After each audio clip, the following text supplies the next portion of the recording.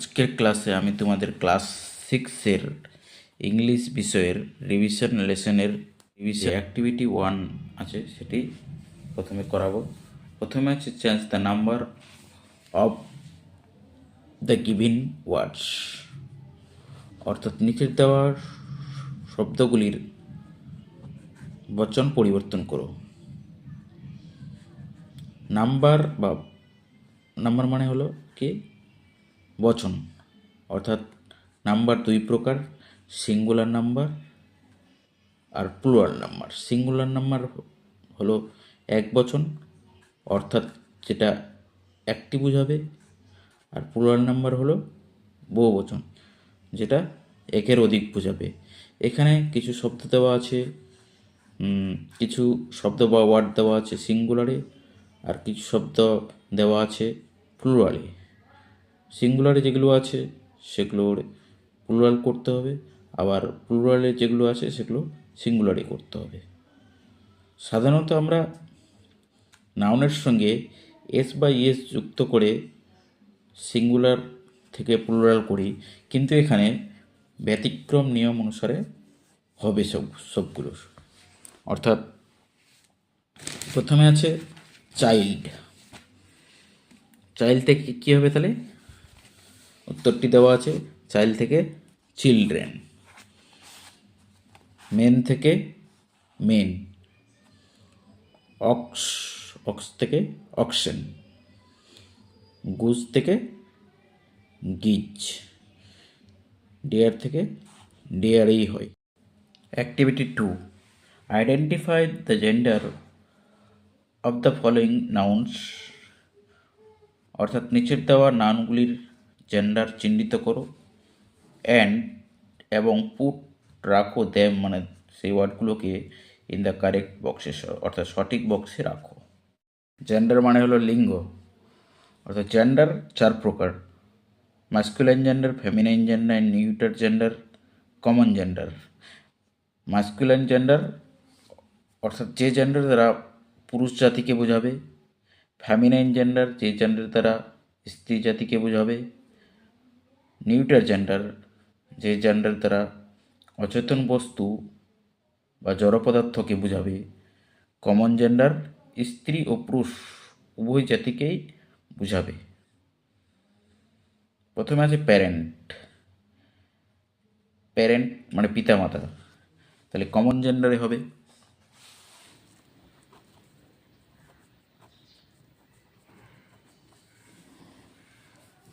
তারপরে আছে lioness. Lioness মানে হচ্ছে সিংহী, তাহলে ফেমিনাইন জেন্ডার লায়নেস।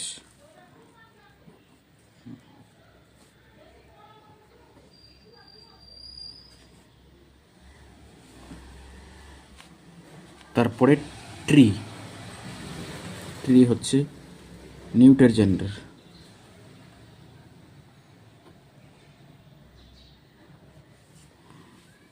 তারপর নেফিউ। নেফিউ মানে ভাইপো, এটা হচ্ছে মাস্কুলাইন জেন্ডার নেফিউ।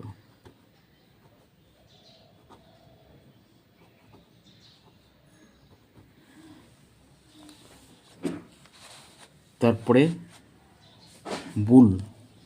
বুল মানে হচ্ছে ষাঁড়, তাহলে এটা হচ্ছে মাস্কুলাইন জেন্ডার।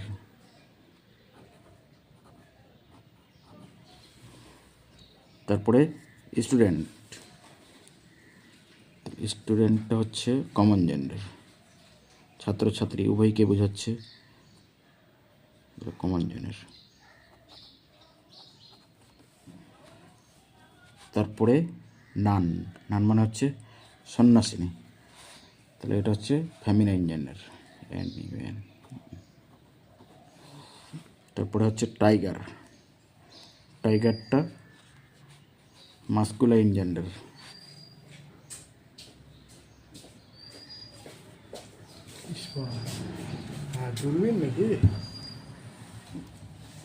তারপর হচ্ছে রুম। রুমটা হচ্ছে নিউটার জেন্ডার।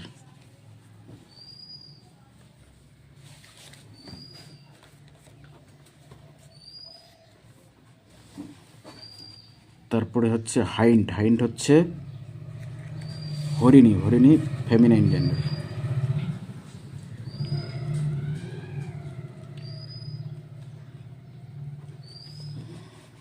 তারপরে গ্লাস। গ্লাসটা হচ্ছে নিউটার জেন্ডার।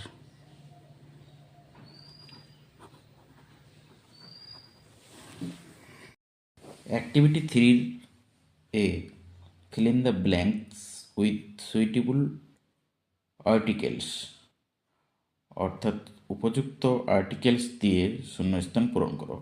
1 নম্বর, there is dash owl on dash tree. এখানে আউলের ওটা হচ্ছে ভয়েল, যার জন্য এখানে কি বসছে, অ্যান বসছে। ড্যাশ ট্রি, দা বসবে, নির্দিষ্ট করে গাছটির কথা বলা হচ্ছে। তার 2 নম্বর, Rima is dash best girl in the class. Rima হয় ক্লাসের মধ্যে ভালো মেয়ে। তাহলে এখানে কি, দা বসবে, অর্থাৎ সুপারলেটিভ ডিগ্রির আগে কি বসে, দা বসে। তারপর 3 নম্বর, the house is beside dash Ganges. তাহলে কি, নদীর নামের আগে কি বসবে, দা বসবে। 4 নম্বর, Rabindranath Tagore watch dash a dash great poet. তাহলে কি, এখানে কি বসবে, a great poet. Rabindranath Tagore watch a পূরণ। Activity 3B, choose suitable prepositions from the help box, অর্থাৎ হেল্প বক্স থেকে উপযুক্ত প্রিপোজিশন নির্বাচন করো এবং ফিল ইন দ্য ব্ল্যাঙ্কস, শূন্যস্থান পূরণ করো। দেয়ার আর সাম এক্সট্রা ওয়ার্ডস, এখানে কিছু অতিরিক্ত ওয়ার্ডস দেওয়া আছে। Dash Sundays I go for swimming, অর্থাৎ বারের নামের আগে, অর্থাৎ অন সানডে হবে আই গো ফর সুইমিং, মানে আমি সাঁতারে যাই। 2 নম্বর, the farmer is sitting under হবে আন্ডার দ্য ট্রি, অর্থাৎ চাষিটি গাছের নিচে বসে আছে। 3 নম্বর, the lady is standing the bus stop, অর্থাৎ মহিলাটি বাস স্টপেতে দাঁড়িয়ে আছে। তাহলে অ্যাট, অর্থাৎ বাস স্টপ হচ্ছে একটা ছোট জায়গার নামের আগে কি বসবে, অ্যাট বসবে। 4 নম্বর, the river flows beside the village, নদীটি বয়ে যায় গ্রামের পাশ দিয়ে, বিসাইড হবে এখানে। এরপরে activity 4, make meaningful sentences with the following adjectives, অর্থাৎ নিচের অ্যাডজেক্টিভ দিয়ে অর্থপূর্ণ বাক্য তৈরি করো। প্রথমে আছে good, Tapan is a good boy, Tapan হয় ভালো ছেলে। 6, আই রিড ইন ক্লাস 6, আমি ক্লাস 6-এ পড়ি। Beautiful, they have a beautiful flower garden, তাদের একটা সুন্দর ফুলের বাগান আছে। ফিউ মানে কিছু, Ronu eats few rice, Ronu অল্প ভাত খায়। ফিউ মানে অল্প বা কিছু। এরপরে activity 5, take the correct answer from the alternatives given in the brackets, অর্থাৎ ব্র্যাকেটের মধ্যে দেওয়া বিকল্পগুলির মধ্যে থেকে সঠিক উত্তরটিতে টিক চিহ্ন দাও। এ নম্বরটা, he watched the film yesterday evening, মানে সে গতকাল সন্ধ্যায় সিনেমাটা দেখেছিল। তাহলে ওয়াস্ট করতে হবে, ভার্বের পাস্ট ফর্ম করতে হবে এখানে, তাহলে ওয়াস্ট হবে। তারপর বি নাম্বারটা, the child is reading read a story book now. মানে শিশুটি একটা গল্পের বই এখন পড়ছে।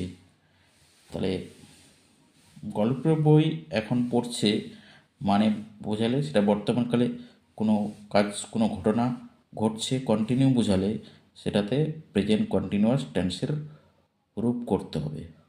অর্থাৎ প্রেজেন্ট কন্টিনিউয়াস টেন্সের গঠনটা কি, প্রথমে সাবজেক্ট, তারপরে এম ইজ আর, তারপরে ভার্বের সঙ্গে আইনি যোগ, তারপরে অবজেক্ট হবে। তাহলে এখানে কি হবে, the child is reading, is reading করতে হবে a story book now. C নাম্বারটা my father is going when to Kolkata last week. আমার বাবা গত সপ্তাহে কলকাতায় গিয়েছিল। তাহলে কি, ওয়েন্ট হবে ভার্বের পাস্ট ফর্ম করতে হবে। লাস্ট উইক, এই লাস্ট উইকের জন্যই এখানে ভার্বের পাস্ট ফর্ম করতে হচ্ছে। ঠিক আছে, তারপরে ডি নাম্বারটা, the boys are played football in the field now. বালকেরা মাঠে এখন ফুটবল খেলছে। তা আর প্লেইং মানে বর্তমানকালে কোনো কিছু কন্টিনিউ করা বোঝালে সেটা ভার্বের প্রেজেন্ট কন্টিনিউয়াস টেন্সের স্ট্রাকচার হবে। অর্থাৎ the boys are playing football in the field now. Activity 6. Complete the crossword puzzle with the help box of the given clues. অর্থাৎ নিচে প্রদত্ত সূত্র থেকে শব্দ ছকটি সম্পূর্ণ করো। ইউজ ক্যাপিটাল লেটার্স, অর্থাৎ বড় হাতের লেটার্স ব্যবহার করে। অ্যাক্রোশ, অ্যাক্রোশ মানে হচ্ছে পাশাপাশি, ডাউন মানে হচ্ছে উপর নিচ। 2 number, traditional folk dance of West Bengal, পশ্চিমবঙ্গের ঐতিহ্যবাহী লোকনৃত্য।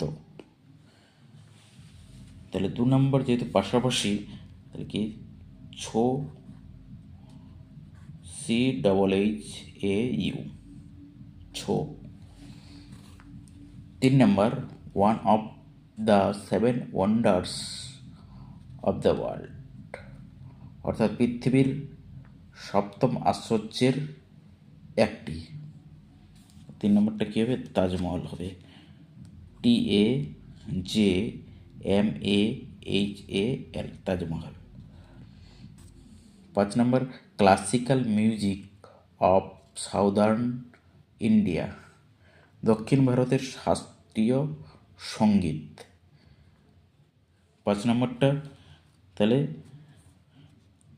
কার্নাটিক, CARNATIC,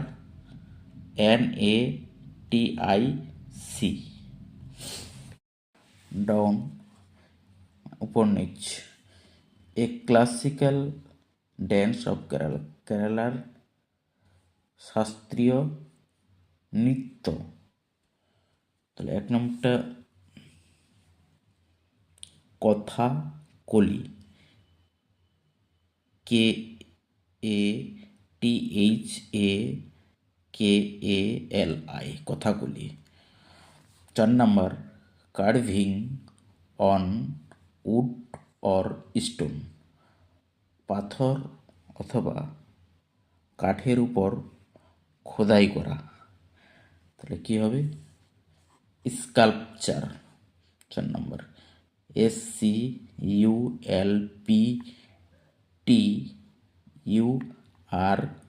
স্কাল্পচার মানে হচ্ছে ভাস্কর্য। 6 নম্বর, ম্যাচিং ইন রিদম, মানে ছন্দের তাল রক্ষা করা বা ছন্দের তাল মেলানো। তাহলে কী হবে, 6 নম্বর, হারমোনি,